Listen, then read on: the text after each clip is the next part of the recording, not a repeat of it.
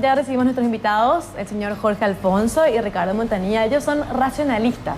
Y vamos a estar hablando de la postura que tienen ellos, ¿verdad? Para la gente que no vio el programa anterior donde estuvieron ellos, vamos a saber cuál es la postura que tienen ellos en cuanto a la religión y la ciencia. Así que bienvenidos ya al programa. Gracias, Lucía. Gracias por todo. Gracias por la invitación. Bienvenidos. Bueno, qué polémica que hicimos la última vez que vinimos. Sí, Tanto que, sí. bueno, tenemos que invitarle de nuevo, la audiencia se renueva. Entonces arrancamos contando un poquito qué es el racionalismo, ¿verdad? Con relación a lo que significa y cuál es la manera, la filosofía de pensar de ustedes. Esa postura, ciencia y religión. Sí, ciencia y religión. Realmente eso está un poco, bastante de moda, digamos, desde que el Papa Benedicto XVI ha venido reiterando en distintas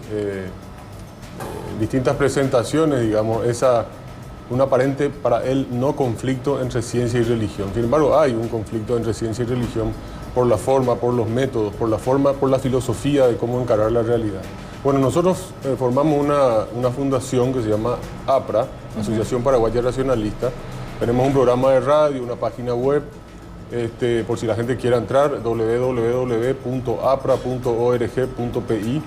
Y nuestro programa de radio, podemos decir, Sí, Radio 1000 de 11 a 12 todos los sábados.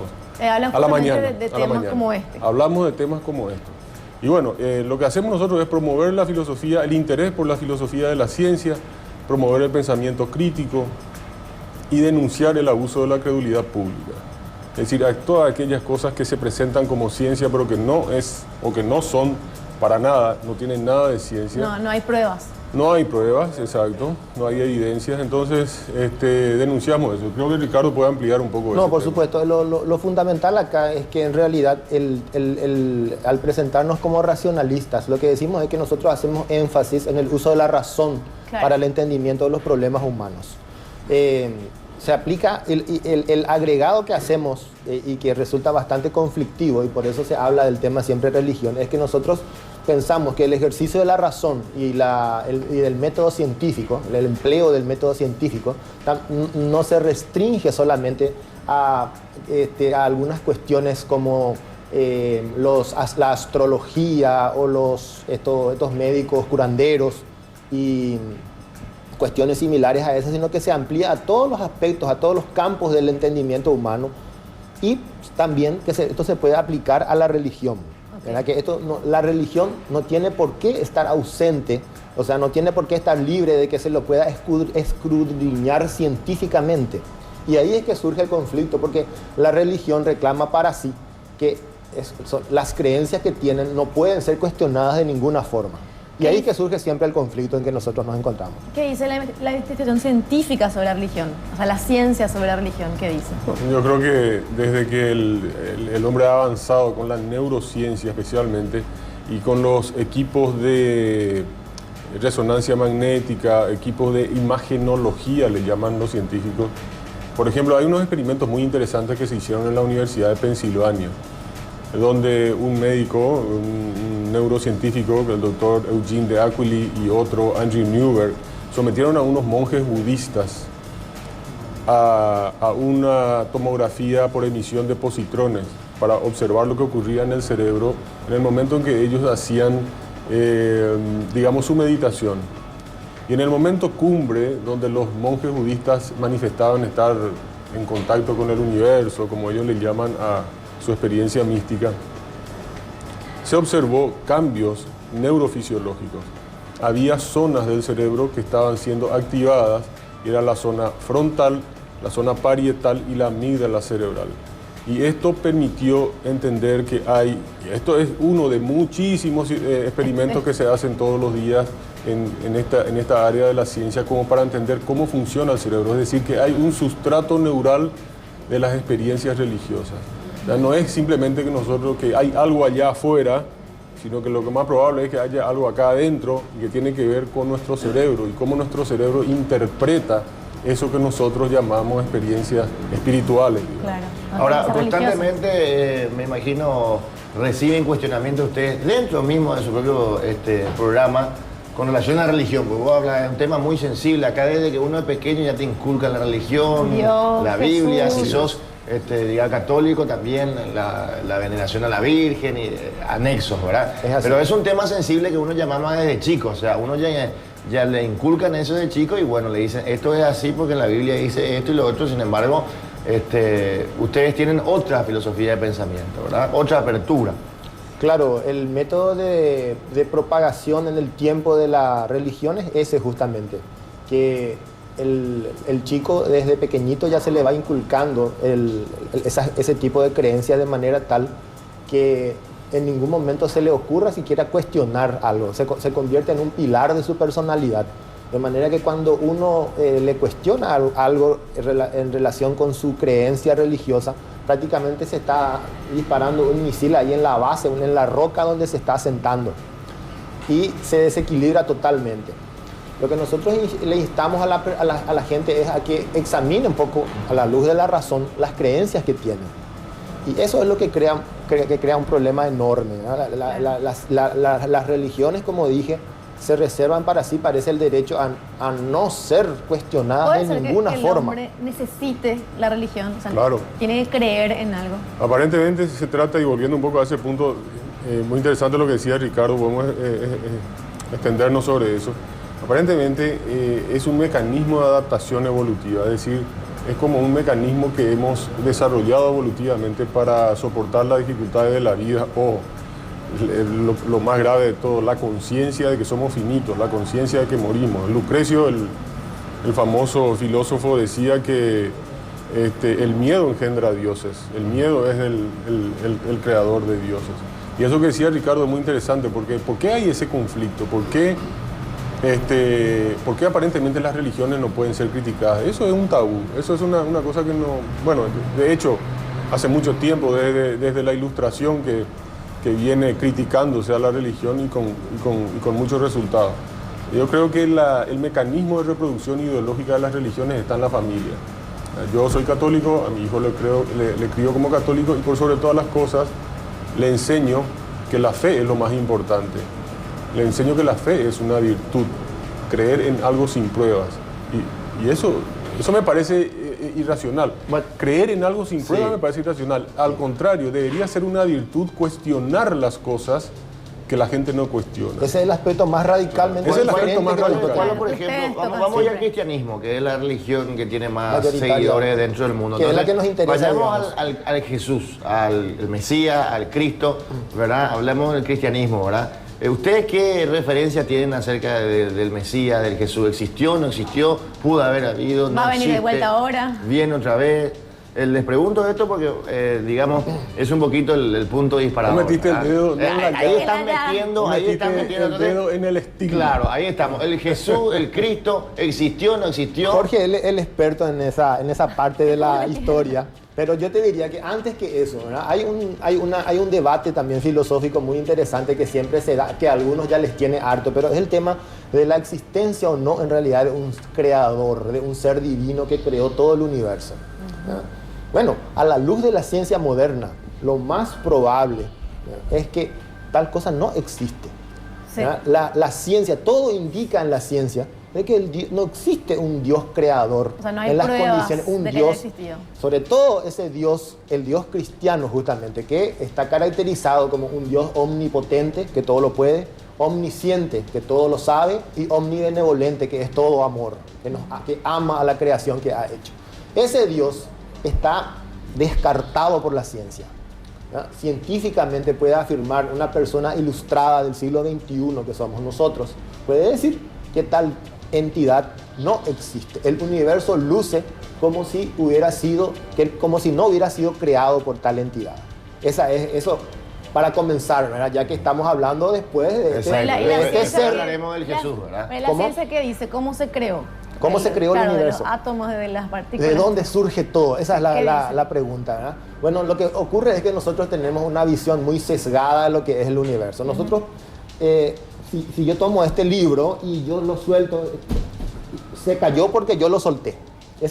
Siempre hay una relación causal. Claro. Nosotros entendemos que todo lo que ocurre porque tiene una causa. Esa era justamente una de la afirmación principal que hacía San Agustín, de que dice que Dios es la causa no causada. Pero en el universo, ampliando la visión, gracias a la ciencia se puede ampliar muchísimo más esta visión. En el universo ocurren las cosas sin tener ninguna causa. Las cosas pueden ocurrir espontáneamente sin tener ninguna causa que lo haya originado. Esa es la manera como ocurren las cosas en el universo. Bueno, y en cuanto a tu postura, Jorge, sobre lo que te preguntamos de Jesús, del Mesías. Ricardo fue tajante en decir entidad luego como Dios, él dice no existe. En consecuencia, Jorge, tenemos que decir que el Jesús tampoco, porque si Jesús es el Hijo de Dios. Pero el ser como personaje histórico, eso es lo que Jorge te puede dar datos. Hay dos grandes. Jesús existió, Jesús de Nazaret, que nació en Belén. Es buena tu pregunta. Hay un gran debate, enorme debate, sobre la existencia histórica o no de Jesús. Hay muchos escritores, investigadores que han dedicado su vida entera a escudriñar no solamente la escritura, sino todo el contexto de lo que ocurría en la Palestina del siglo I, o sea, hace 2000 años, y entender un poco, no solamente a través de las ciencias sociales, sino a través de la arqueología. O sea, hay un libro espectacular que se llama La Biblia desenterrada, de Silverman, un judío de la Universidad de Jerusalén, que es un arqueólogo, donde demuestra con pruebas que, por ejemplo, el tema del Éxodo, donde dicen que tanta cantidad de personas estuvo deambulando por el desierto durante 40 años, nada más y nada menos. No existe una sola prueba arqueológica de que eso haya ocurrido. Tenían que haber quedado restos en la zona donde esta gente transitó durante tanto tiempo, alrededor de 600.000 personas, deambulando por el desierto durante 40 años, tenían que haber quedado restos, indefectiblemente. Esto jamás se encontró. No hay. Esto hace pensar que esto es un mito, o que tal vez esto haya ocurrido en una pequeña proporción. Manetón era un historiador, y eso está escrito, hay registros, los egipcios escribían y dejaban registros de todo. Manetón escribió que sí, en una época, digamos, en un determinado momento de la historia, que puede ser que se refieran a estos, hubo una colonia de leprosos que fue expulsada de Egipto, y que esta gente probablemente es la que está asociada con la historia de Moisés, pero era un pequeño grupo de personas que ni siquiera se sabe qué pasó con ellos. De cualquier forma, volviendo a lo de Jesús, hay un argumento que se llama el argumento del silencio, es decir, que no hay otros historiadores que se refieran a Jesús de esa misma época. Es decir, está Plinio, que menciona el cristianismo, está Suetonio, que también habla del cristianismo, Suetonio ya hacia el 160 más o menos, después de Cristo, pero no hay nadie que mencione a Jesús directamente en escritos fuera de lo que es la Biblia. Históricos, digamos. Solamente Flavio Josefo, que Flavio Josefo nace 1 o 2 años después de la probable muerte de Jesús en el 36, y Flavio Josefo sí tiene un pequeño párrafo donde habla de Jesús el Cristo que murió en épocas de Poncio Pilato, etcétera, etcétera. Pero la forma en que habla Flavio Josefo era un judío, un judiazo, y el que entienda la cultura judía sabe que un judío jamás se va a poder referir de esa forma a como Flavio Josefo se refirió a Jesús. Es decir, lo más probable es que lo que ocurría en la antigüedad era una interpolación. Los escritores cristianos, como no había fotocopiadora ni copyright ni nada, para imponer una visión de su religión y de su comunidad en las zonas de influencia, ellos incorporaban textos cuando copiaban los demás. O sea, vos habías escrito un libro, claro, y yo que tenía que hacer la copia de ese libro, yo cristiano gentil, tomaba tu libro, vos judío, y agregaba cosas que me convenían a mí, para que mi comunidad creyera que lo que decía el libro era cierto, pero incorporando yo mis creencias, incorporando yo falsificaciones directas en el texto. Y eso se puede rastrear. Hay muchísimos textos originales que después aparecen con una versión por acá y luego se encuentran otras versiones que no coinciden entre sí, del mismo autor. Y eso va apareciendo en el curso de la historia. Entonces, era común. Esta gente no hacía historia. Hay que entender que estos primeros escritores, incluso del Nuevo Testamento, ellos no hacían historia. Ellos no tenían interés en dejar para la posteridad una realidad objetiva y que la gente no. Ellos hacían teología. Ellos estaban relatando no el Cristo que ellos conocieron, sino el Cristo en el que ellos querían creer. O sea, estaban creando un mito, estaban creando también una de cosa repente así. lo que la gente les contaba. Pero por supuesto, además, lo que se relata en el Nuevo Testamento no es que Jesús iba y curaba a un leproso y San Mateo estaba anotando, y San Marcos también, y el otro. No existe, eso no es así. Realmente no sabemos quién escribieron los testamentos. Lo que pasa No, también había es que, periodistas, según la visión de usted, el Jesús no se sabe si existió. No se sabe. Yo personalmente ¿Vos crees que creo existió que sí Jesús? existió físicamente, pero hay que Físicamente. diferenciar Sí. el Jesús histórico del Cristo de la No, fe. no, por eso te digo, pero ¿y el Jesús existió entonces? Para mí o sí. el histórico? Y Para los- mí y sí. los- Hay algunos escritores que mencionan así, por lo menos suavemente, someramente al Jesús. Yo entiendo que Flavio Josefo y otros autores, al mencionar al cristianismo, mencionan una secta originada a partir de este personaje. Bueno, Que- vamos a hacer un que pequeño generó- corte, Pato, y después seguimos porque está muy interesante realmente Bueno, este tema. seguimos en algún Antes, momento, como este ¿no? tema como que hace subir la temperatura, nos da medio calor, ¿verdad? Nos metemos entonces de vuelta en nuestro tema. Ay, Dios mío. Hay una cantidad de mensajes, ¿verdad? Bueno, no sé si puedo leer todo lo que está acá, ¿eh? No sé si puedo leer todo lo que está acá. Dios existe. ¿Cómo se atreven a hacer así? Blasfemos. ¿eh? Sí, la blasfemia es un delito que no tiene víctimas. Entre felizmente. otras cosas, ¿verdad? Que de a poco voy a ir metiéndonos. Pero vayamos todavía al Jesús. A mí me pareció buena la visión de Jorge. Dice, él cree Claro. definitivamente. ¿Vos, Ricardo, crees que Jesús pudo haber existido? Y es posible que haya existido, pero para mí ese no es el aspecto principal que se puede tener Tocar. en cuenta acerca de Jesucristo. A mí, sobre todo, me molesta, ¿verdad? A mí me molesta la visión que se tiene de Jesucristo como el personaje tan bueno que vino a salvarnos a todos. Porque yo no puedo aplicar a Jesucristo, no me imagino cómo se pueda aplicar el término bueno a Jesucristo, ya que veamos cómo viene la cuestión. Jesucristo vino a redimir supuestamente a su creación que se había puesto a cometer pecados. Era terrible la situación de los humanos, entonces Él vino a redimir todo eso. Cuando vino, ¿verdad? Vino por fin a encontrarse cara a cara con sus amados seres que somos todos nosotros. Esa era la visión que supuestamente, eso es lo que quiere transmitir esos escritos bíblicos. Anteriormente se encontraba, por ejemplo, en una montaña y ahí le transmitía a una sola persona. Pero ahora Él vino a ver cara a cara a encontrarse con su creación.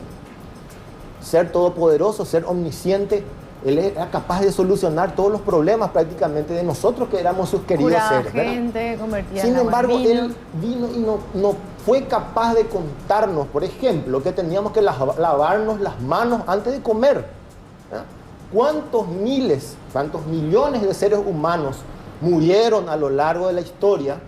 Porque Él no nos contó ese pequeño detallecito de que había unos seres vivientes pequeñitos llamados microbios que cuando metemos nuestras manos en nuestra boca o cuando comemos, ingerimos alimentos, nos producen enfermedades que nos matan, que nos pueden matar.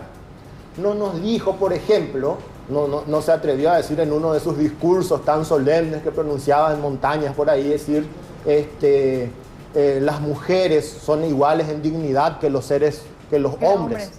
A lo largo de los siglos, los hombres han maltratado brutalmente a las mujeres por considerarlos seres inferiores. No fue capaz de decir que el color de la piel no influye para que una persona sea digna. ¿verdad?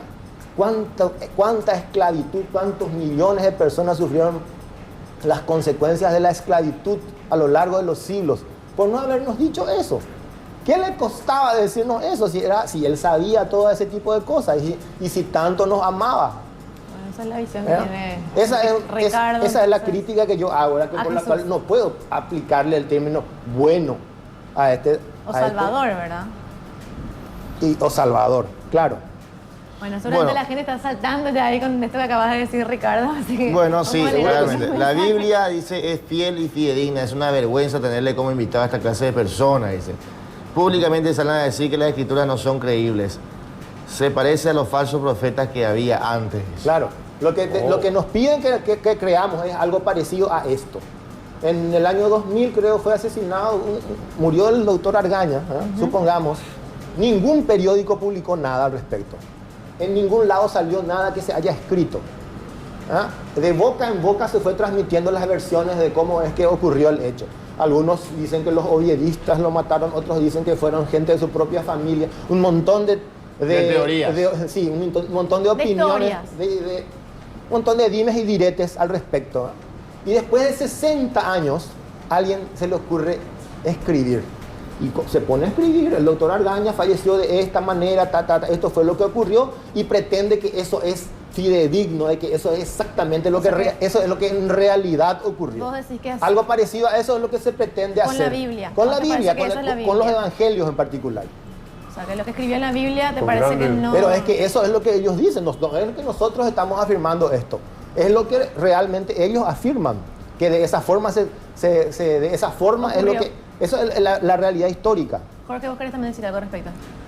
No, que pienso que es mucho más complejo que eso, en el sentido de que no solamente 60 años después, sino probablemente entre 120 y 200 años después se seguían manipulando los escritos.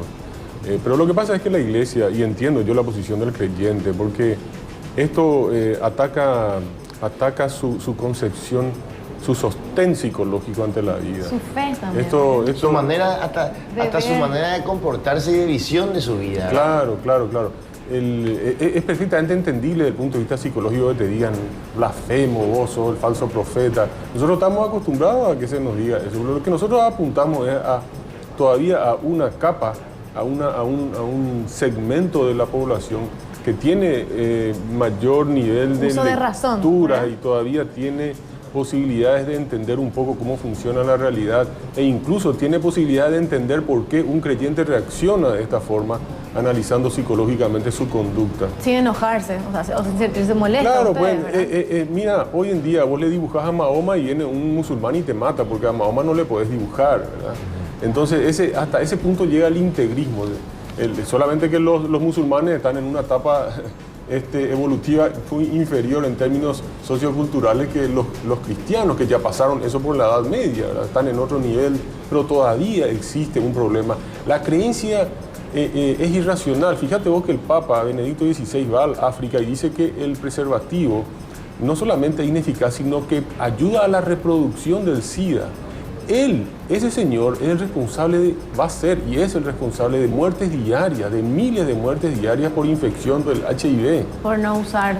Ha recibido la crítica de todos los científicos del mundo, de todas las organizaciones, el esfuerzo que hace la Cruz Roja, el esfuerzo que hace la OMS para poder difundir y entregar los preservativos a esas comunidades ignorantes en África. Y se va este personaje y dice que el preservativo no solamente no es eficaz, sino que ayuda a propagar la enfermedad. Entonces estamos ante una actitud criminal. O sea, son muchas de las cuestiones que son criticables dentro de la creencia. Y eso tiene que ver únicamente porque se sustentan en una palabra, la fe. Y entienden que la fe es una virtud, cuando que no es una virtud. La virtud no puede ser una virtud aceptar cosas sin ninguna prueba. Y a los niños hay que enseñarles desde chicos a que cuestionen las cosas. Solamente cuestionando es como pueden acercarse a la verdad. Nunca esa verdad es alcanzada de modo completo. Tampoco. Y tampoco nosotros venimos a decir que somos dueños de la verdad, porque la verdad está entendida de una mala manera. Ellos lo ven la verdad con mayúsculas y así en forma resplandeciente. La verdad que ve la ciencia es una verdad distinta. Bueno, acá Jorge dice, en un momento de su historia, Roma precisa de la creación de una religión de Estado que dé cohesión al imperio, dice. Así es. Por lo tanto, el cristianismo es elegido para este papel. Es una religión creada a partir de sectas como la mixta religión romana que adoraba al Mistra, dice, el sol. Mitra. O Mitra, dice, acá dice Mistra, es Mitra, entonces sol, cuyo principal seguidor fue Constantino, dice, Así es. que adoptó las cualidades que le correspondían al Mitra y eso le atribuyó a Jesús, dice. Totalmente. Realmente no fue Constantino el que hizo eso. El que hizo eso fue Pablo de Tarso. Pablo de Tarso vivía en lo que hoy es Turquía. Él era un judío, pero de la diáspora, de los judíos que fueron expulsados de Israel en épocas anteriores, descendientes de judíos. Él lo dice incluso eso en sus cartas. Él no era ciudadano romano. Claro, Sí, él era ciudadano romano. Él era ciudadano romano. Y Pablo de Tarso, en el lugar donde él nació, en Cilicia, estaba el principal templo de Mitra en ese tiempo. Pablo era un tipo que había absorbido las ideas acerca de Mitra. Y Mitra tiene todos estos seguidores, murió a sí mismo como Jesús, convirtió el agua en vino, igual que Dionisio. O sea, murió y ascendió al cielo. O sea, todo esto es previo al cristianismo. Entonces lo que hace Pablo es una simbiosis casi indisociable entre lo que él sabía de Mitra para los paganos, para los gentiles que estaban fuera de Israel, y lo que él había escuchado y oído de las historias sobre Jesús. Entonces él hace como una suerte de sincretismo, y eso es lo que es el Cristo de la fe, lo que hablábamos al principio, ¿verdad? No el Jesús de la historia, que era un judío, que probablemente no tenía ni idea de lo que iba a resultar después, esa religión que surgió a partir de su vida y de su crucifixión. No hizo milagros. O sea, para vos, por ejemplo, el gran responsable de la propagación del cristianismo es Saulo de Tarso. Absolutamente, él es el creador del cristianismo. Y tuvo romanos, digamos, emperadores romanos que lo asistieron. El emperador romano que vino posterior es Constantino, que fue que si Constantino no hubiera existido, el cristianismo no hubiera existido. ¿Por qué? Constantino ya en el año 312, en el año 313, mejor dicho, en el edicto de Milán, en febrero del año 313, él saca el edicto del Milán, el famoso edicto de Milán, por el cual se suspende se prohíbe la persecución de cristianos y se los categoriza como religio lícita, es decir, religión lícita. Dejaron de ser perseguidos bajo Constantino. Y no solamente eso, sino que él le otorgó la contribución anual del tesoro imperial. Ese es el momento en que se catapulta el cristianismo a la historia. Sin Constantino eso no hubiera sido posible. Él mismo no se convirtió hasta momentos antes de su muerte. Era un vivazo Constantino, él no creía nada, era un pagano, adorador de Mitra. Pero él entendía que era una forma de cohesionar a la gente. Él veía ese entusiasmo, ese fanatismo que tenían los cristianos. Él creía que eso podía serle útil a él para sostenerse políticamente, y le sirvió. Le sirvió porque fue uno de los emperadores que más tiempo estuvo. Un sanguinario, Un sanguinario, le mató a la esposa, al hijo, a la cuñada, le hizo ahorcar a Crispo, que era su hijo. No, pero sin embargo, los creyentes cristianos le tienen a Constantino, la Iglesia Ortodoxa le tiene como santo. El grande, le dicen. El santo del grande, un criminal. Pero él fue realmente el que dio el impulso al cristianismo, llamándole religión lícita, todavía no religión obligatoria, sí. Porque recién 60 y pico de años después, Teodosio I el Grande, en el año 380 después de Cristo, Teodosio I el Grande, él fue el que dice: la religión cristiana es obligatoria, y empieza a perseguir a las demás religiones. Y ese ya fue... Ahí comienzan las cruzadas. Ese ya fue el cohete donde ya el cristianismo fue básicamente imparable. Destruyeron todos los templos de los dioses paganos y los convirtieron a templos cristianos. ¿Sabes también que es interesante, Pato? Pero la fuerza ellos... política de estos dos emperadores, vos te imaginás, dueños del mundo, porque Roma era dueña del mundo. Y estos fueron los que incorporaron al cristianismo como religión oficial.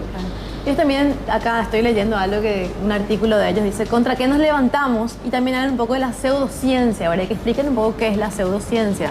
De hecho, vos estabas hablando un poquito sobre esto al comienzo del programa. Y hay muchas pseudociencias. Pseudociencias son las que pretenden venderse al público como ciencia, pero no lo son. Es puro charlatanería, como por ejemplo el psicoanálisis, creado por Sigmund Freud, que hoy todavía acá en las universidades en el Paraguay se enseña a Freud como si fuera... La otra vez fue a visitarme una psicóloga que quería venderme unos cursos para la empresa, y yo le digo: ¿ustedes le estudian a Freud? Sí, le estudiamos. Él es el maestro. Y dice: maestro, o sea, Freud está completamente desacreditado en el mundo entero. Solamente en Argentina, en Buenos Aires y en Francia o en París todavía quedan algunos vestigios de psicoanalistas, y vos habrás escuchado la gente que yo me analizo, vos te analizás, él se analiza, claro, o sea, todo el psicólogo, sí. Pero hay una diferencia PNL. entre la psicología, hay muchas ramas dentro de la psicología, pero el psicoanálisis es una pseudociencia. Después está eso que vos decís, PNL, programación neurolingüística, que acá lo promociona un psiquiatra. Varios psiquiatras. Charlatanismo puro, eso no tiene ninguna base científica. Para redondear un poquito, Ricardo, porque la gente los ve a ustedes como cucos, que vienen a destruir el cimiento de la sociedad. Básicamente, ¿qué pretenden ustedes con esta idea, con su ese pensamiento y con su página, como para darle una conclusión? Lo que nosotros queremos básicamente es, como dije al principio, es promocionar el pensamiento crítico. Que la gente utilice los métodos de la ciencia para analizar todo tipo de cuestiones relativas a su vida, cuestiones relativas a su salud, cuestiones relativas a sus negocios, cuestiones relativas a su vida afectiva. Todo eso puede ser analizado a la luz de la ciencia, usando el pensamiento crítico, usando el método científico. Solo si hay pruebas se puede creer en algo. Cuando haya evidencias al respecto. Ese es el tip fundamental. Se puede creer, se puede pensar que algo es cierto, que algo es verdadero, cuando hay evidencias que eso apoyan. Y tener una actitud flexible, eso puede cambiar, puede ocurrir que el día de mañana se encuentren evidencias que son diferentes, que están en contrario a las que a las creencias que uno tiene en un momento, y entonces tiene que tener una flexibilidad de poder cambiar lo que estaba pensando. Esa es otra de la diferencia, pero no, Ricardo, es muy importante. Nosotros no somos dogmáticos, o sea, la ciencia no es dogmática. Si a mí me demostraran con evidencia que hay un Dios, yo voy a creer. Sí. Cuando un cristiano me traiga las evidencias de que existe, de que me trae las evidencias necesarias, yo voy a dejar de creer lo que creo y voy a creer lo que él cree. Va a creer en Dios. Claro, Totalmente. Hay que tener esa alguien, flexibilidad entonces. por supuesto, eso es lo que te da la ciencia. Pues la ciencia no te dice, vos tenés que creer esto. Realmente no hay ningún matemático que estrelle aviones contra edificios, ni ningún biólogo. Eso solamente hace la fe. El 11 de septiembre lo que hizo es la fe de los musulmanes, la fe asesina. O sea, y esta fe asesina también existió en el cristianismo y existió en otras religiones. O sea, la gente no se mata por lo que sabe concretamente, la gente se mata por las cosas por las cosas que cree, y la cree porque no sabe. Porque la creencia está asociada con la religión, con esa parte de la vida en que no estamos seguros, pero la necesitamos por cuestiones psicológicas. Pero cuando uno cree, cuando uno sabe algo, no necesita creer. Por ejemplo, yo no es que creo en la teoría de la evolución, yo no es que creo en las matemáticas, yo no es que creo en la biología. Eso sabemos que es así. Las pruebas ahí. Eso sabemos que es así. Ahí está. Bueno, Jorge, Ricardo, gracias por haber estado. Gracias. Repetimos el espacio que tienen en Radio 1000, ¿eh? Radio 1000 mañana de 11 a 12. Sábado de 11 a de la 12 mañana. antes A la de mañana. Muy bien. ¿Y en la página? www.apra.org.pi. Bueno, muchas gracias Gracias a ustedes. Gracias por compartir. Muchísimas gracias, Jorge. Gracias. Muy bien.